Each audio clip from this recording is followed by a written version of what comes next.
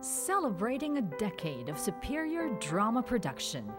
Inihahandog ng GMA ang muling pagbibigay buhay sa kwentong unang bumihag sa inyong mga puso at nagbigay daan sa pagpapamalas ng husay ng GMA drama.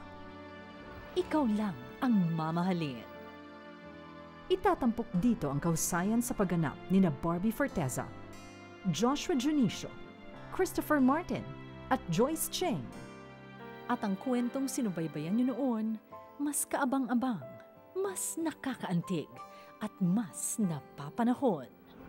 Ngayong Oktubre, muli nating damhin ang isang pag-ibig na dulot man ay ligaya, may dala ring luha.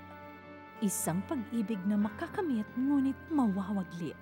Subalit sa kabila ng pagkabigo, isang pangako pa rin ang sasambitin. Ikaw lang ang mamahalin.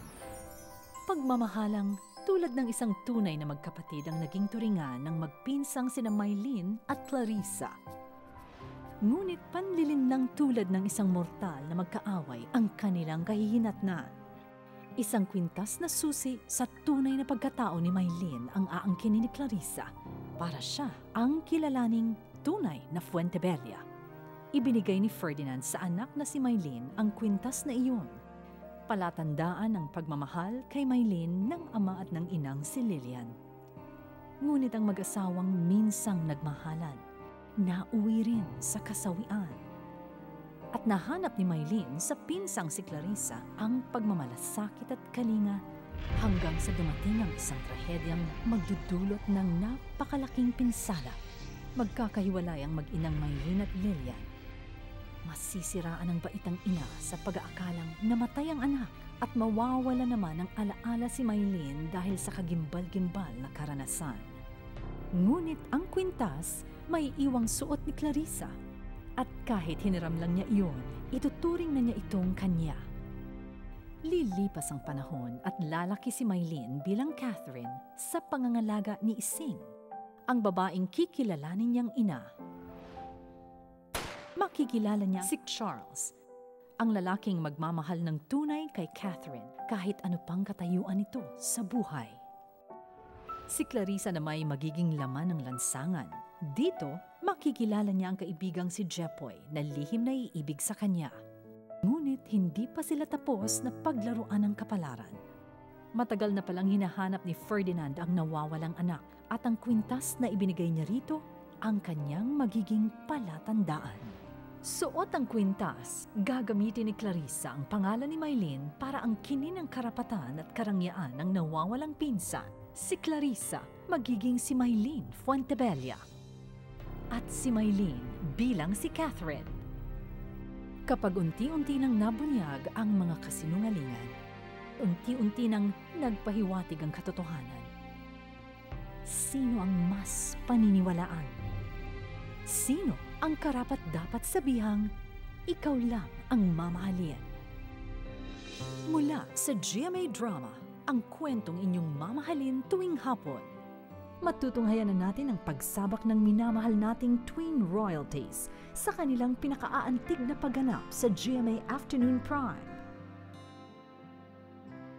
Barbie Forteza bilang Mylene at Catherine, ang tunay na nagmamay-ari ng kwintas.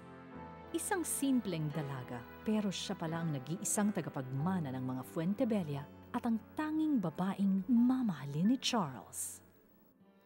Joshua Junicio bilang Sir Charles, isang anak mayaman na kahit may pagkapilyo ay mabait naman. Tapat siyang magmamahal kay Catherine. Christopher Martin bilang Jepoy, isang masipag at matulunging anak ng pulis.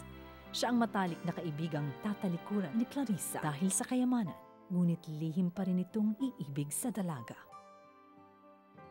Joyce Cheng bilang Clarissa, palaban, hinubog ng kahirapan para maging matigas ang kalooban, aagawin ang lahat kay Catherine at maging ang pag-iibigan nila ni Charles ay kanyang sisirain. Itinatampok sina Gardo Versosa bilang Ferdinand Fuentebella, ang mayaman at mabait na ama ni Catherine. Bago pa man niya naipadama ang pagmamahal sa anak at sa asawa, mahihiwalay ang mga ito sa kanya. Cheryl Cruz bilang Amara Luna, Ang domineering at manipulative na kapatid ni Ferdinand, gagawin niya ang lahat para masolo si Ferdinand at ang kayamanan ng mga Fuentebella. Ang nagbabalik telebisyong si Tanya Garcia bilang Lilian. Ang inang hindi makakapiling ang anak na si Maylene sa loob ng mahabang panahon dahil inakala niyang namatay ito sa naganap na trahedya. Mababaliw dahil sa kasawiang nangyari sa kanya. Ngunit babalik sa buhay ng mga Fuentebella pag siya ay mayaman na. Era Madrigal bilang Dr. Katrina Siquia.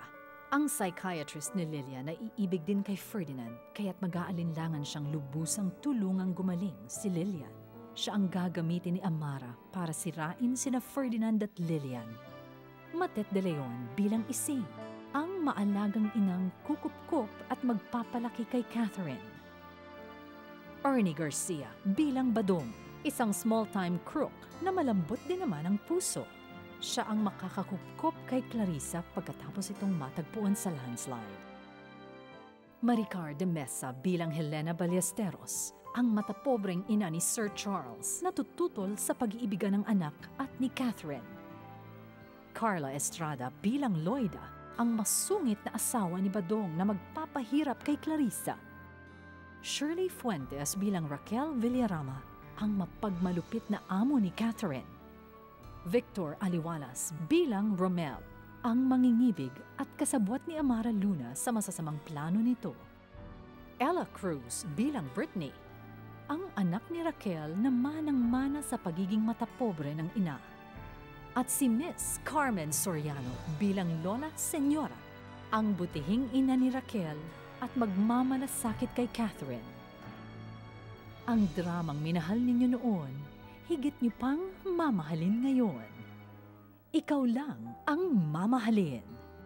Mula sa original na kwento ni Dodi Cruz, sa punong panulat ni Kit Villanueva Langit at sa direksyon ni Roderick Lindayag. Simula ngayong 10 ng Oktubre, pagkatapos ng pahiram ng isang ina, sa Afternoon Prime ng GMA.